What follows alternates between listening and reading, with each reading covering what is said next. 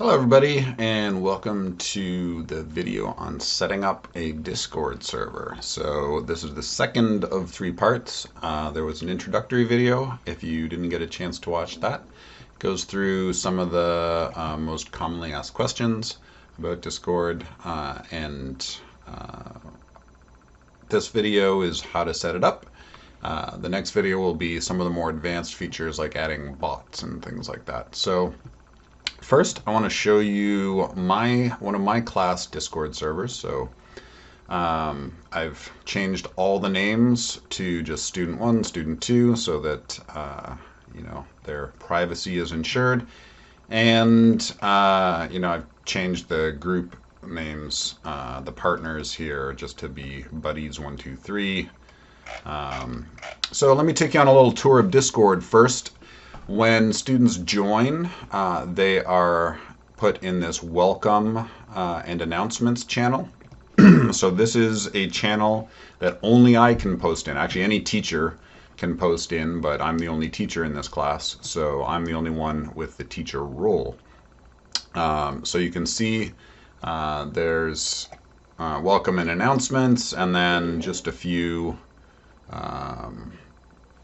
posts that I've made about class information. So every time I post here, the students know that it's something that they should look at. Speaking of roles, let me show you what those are like. So I right click on my server icon and I go to server settings. So this is where you spend a lot of your time editing the server, setting it up. You can change the icon for your server to whatever picture you want. You can change the name of your server. If there are messages, like when people join and people leave, I'm not going to go through all these options because you can learn about them on your own with Google or just trying them out. What I wanted to show you was the roles. So I have many different roles in my classes. You do not need this many roles. So these top two ones are bots, and I'll get to those in the third video. I have a special role if it's a student's birthday. Again, I use a bot to keep track of birthdays, and they get highlighted and they get wished a happy birthday. Just a fun little thing. Teachers is the highest role that is not the owner of the server. So if I have multiple teachers in a class, they'll all have this teacher role. TAs is the next highest, so I often have student TAs in my class. And then the rest here are just because my school actually has students from many different high schools come to take classes. I let students choose their own coloring for their school. So by default, they get just a student role, and they don't have to choose a school if they don't want to. But you could do anything with roles. You could have your favorite pet role. You could have sports teams. You could have whatever you want if you want to make it a little more fun. But literally all you have to run a server is a student role and a teacher role. That's it. And going back to the first video, the reason that I have a student role rather than just everyone can join is because I verify students. So students have to send me an email with their username and their name, and then I give them this student's role that allows them to participate in the server. The rest here we don't need to go through right now. We'll go through those in the more advanced video. But so for now, all you need to know is that you should have a teacher role and a student role. But you'll automatically get all of these if you use the template with the link that I'll go through. All these channels will also be set up for you if you use the template. If not, it's really easy to create new ones. You can see the plus buttons here to create a new channel if you want to have a different kind of discussion. So I have a general help channel. So you can see here students are discussing, one of the students set up a map of UFO sightings, and let's see here. Here's a student asking for their final project. I combined some data sets. How should I deal with that?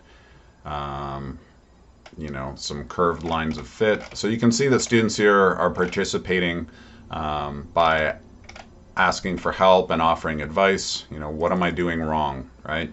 And this is, again, a really low stakes way to ask for help, right? They don't have to put up their hand in front of the class and ask for help. They can just post right here a screenshot saying, what am I doing wrong? Why isn't it working?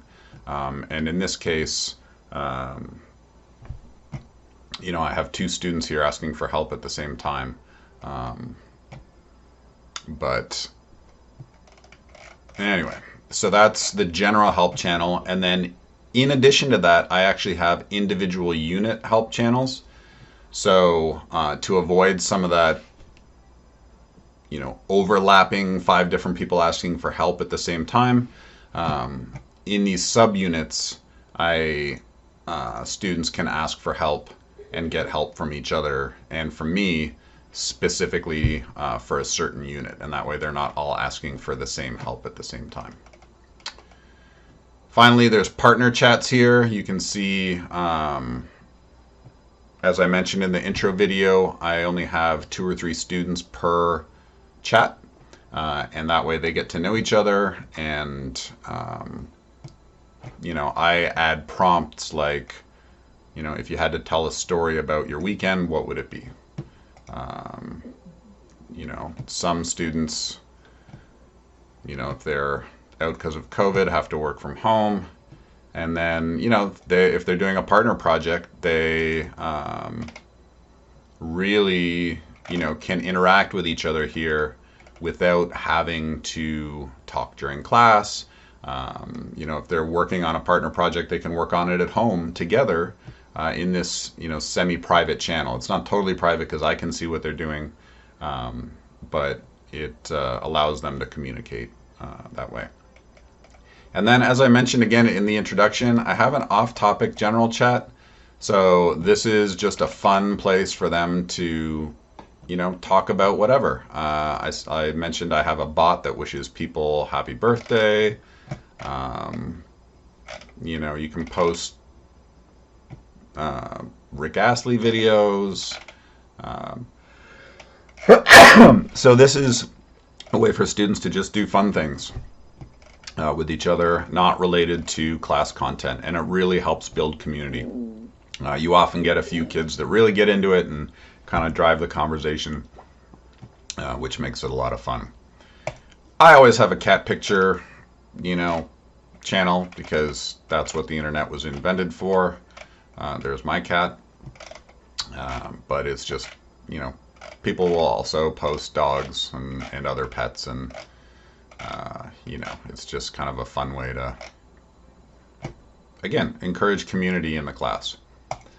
Bot commands I'll get into in the third video. And then again, with a bot, I allow students to choose their own high schools, and that's how they get colored over here. You can also manually assign roles, so you don't have to do bots or anything like that. If you want to learn how to do that, just watch the third video. And then there are voice channels. So if people want to literally chat with each other, video chat with each other, they can do that in these channels down here. I don't see a lot of students doing that. I will do it with students if they're out with COVID, for example, and they really need help. I'll set up office hours, or I'll do it during class. Share their screen and give them help, or share my screen. So it's a really useful tool, especially when you're doing remote teaching and learning. So that is an overview. Let me show you how to assign roles. So let's say student number 14. Oh, and nicknames. So let's go to general help. Right, so student number 11 here. If I click on them, you can see they go to Mayo High School, and they're also a student. So I can change their nickname right here. So as I mentioned, when I set up a server, I require people to send me an email with their name and their username. So when I click on this user, I can see that they are Johnsy9350. So when they email me, I go in, I change their nickname to John Smith because he emailed me saying he's Johnsy9350. And so now, just in this server, they are John Smith. And you can see over here, they're offline right now. But anything they say is attributed to them right now. So I just right click on them and change their nickname. I can also time out. So if they say something inappropriate, I can kick them out of the server, or I can ban them completely. So these are some moderation tools that you can access just by right clicking on their name right away. And then I can assign them roles, right? So say John Smith left Mayo High School and is now at Century High School. Maybe I want this student to be a TA as well. So now you can see that they are colored orange, which means they're a TA. So you can take away roles and give roles. Maybe it's his birthday, just by selecting whatever you want. So what do those rules actually do? Well, let's go into the server settings and click on roles. And you can see in here that all of the roles are listed, and they are listed in order of priority. So what that means is if I am a teacher, my roles, my permissions supersede any other roles below it that I have. So for example, if someone goes to Century and they're a TA, that means they get all the permissions that a Century student has, and they have all the permissions that a TA has. So let's see what permissions a TA actually has. So I'm going to edit. You can see this is where I change their color. I can change their name. Maybe I don't want to be TA. I want to be specific. Teaching assistant. Oops. I'll save those changes. And then I can decide who is a teaching assistant. I can add them. You can see I added John Smith, but maybe he's not anymore, so I removed him. I can add new ones. John Smith. Oh, his username is Johnsy.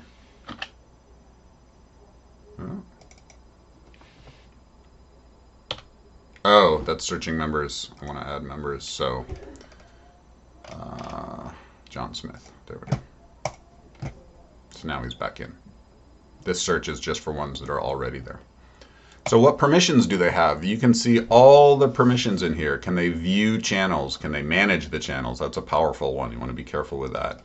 Manage what roles are available and what permissions they have. So you can go through here. I'm not going to go through every one. But for example, change nickname.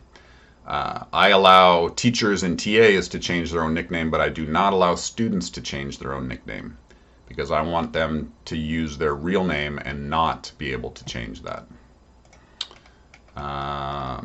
Send messages, read messages, things like that are all in here, and you can go through and select what you want for your individual roles. Again, you do not need to have this many roles.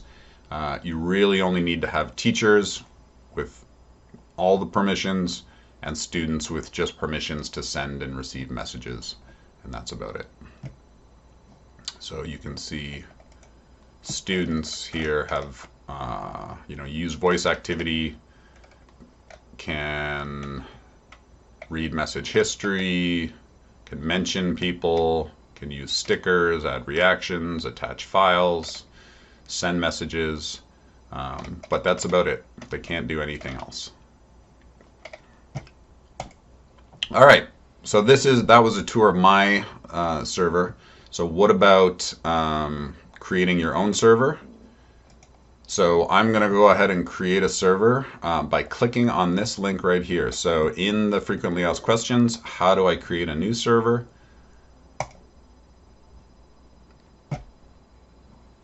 It's going to launch the app because I've installed it. I'm not going to do it in the browser. So I need to log in. So I'm going to continue over to the app here. And it has this set up your server. So I'm going to go ahead and select a little icon.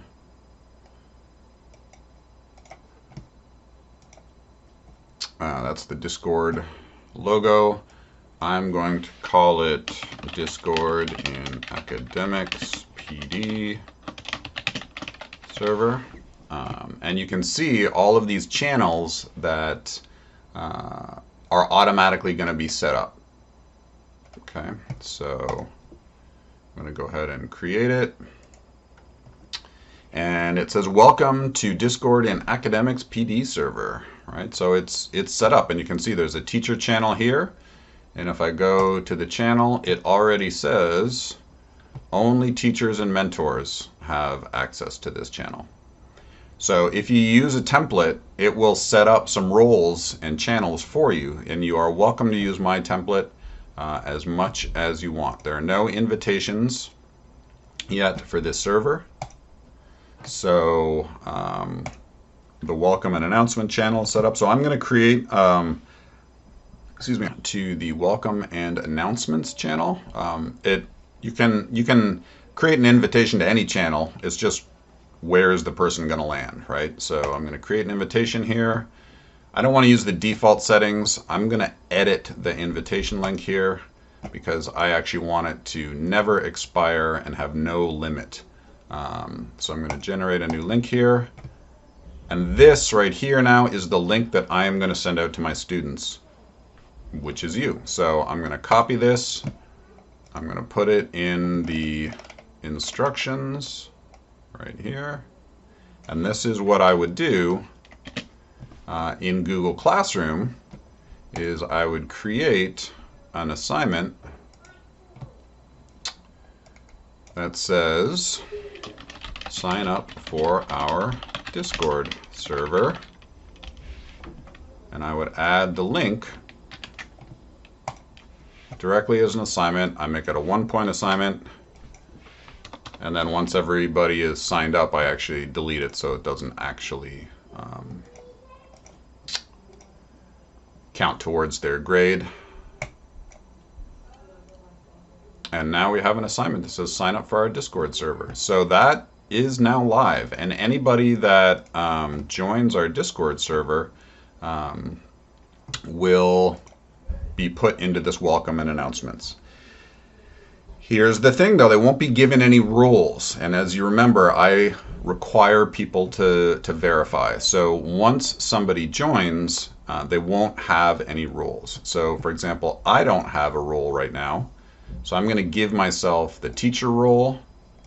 And I'm going to right click on my name, and I'm going to change my nickname to Mr. Bartus. So now I have a basic server set up.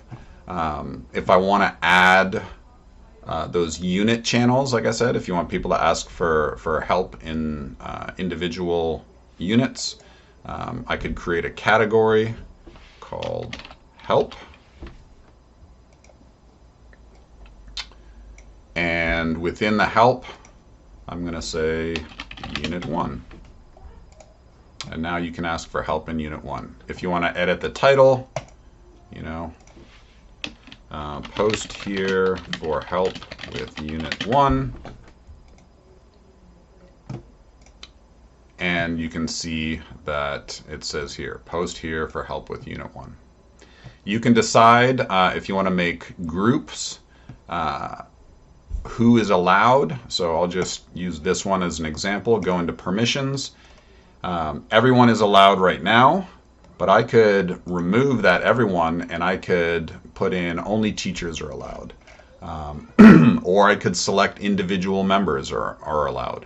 So if I want to make a group channel because we're doing group work and only 2 members should be communicating with each other in that channel, then I would just select those members. And you can decide exactly what they're allowed to do in those channels. So again, the teacher permissions only have teachers and mentors. It has me because I'm the server owner. So I'm gonna actually log in with a different user ID right now so you can see what it's like when someone joins. All right, so I am logged in a different browser here, and I'm going to join that server. All right, so I clicked on the link, and I'm logged in as a different user so that you can see what it's like to join. So I'm going to join this server, and you can see that I have joined the Discord and Academics PD server, and you can see the channels here. I can't see anything. I don't have permission to view the message history. What's going on? Why don't I have permission? It's because I'm not verified yet. So I'm going to send an email to the administrator, Mr. Bartus, or I can just send him a message that says, please let me in. I am John Smith.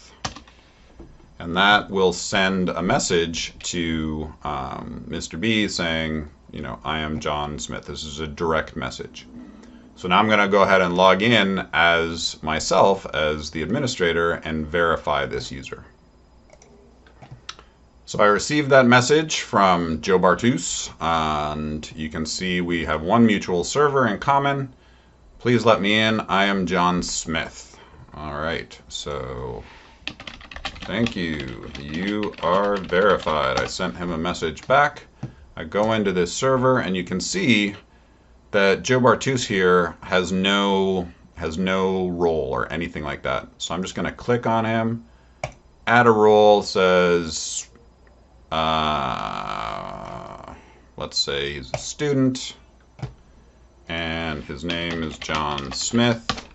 So I need to right-click on his name, change his nickname, and make it John Smith.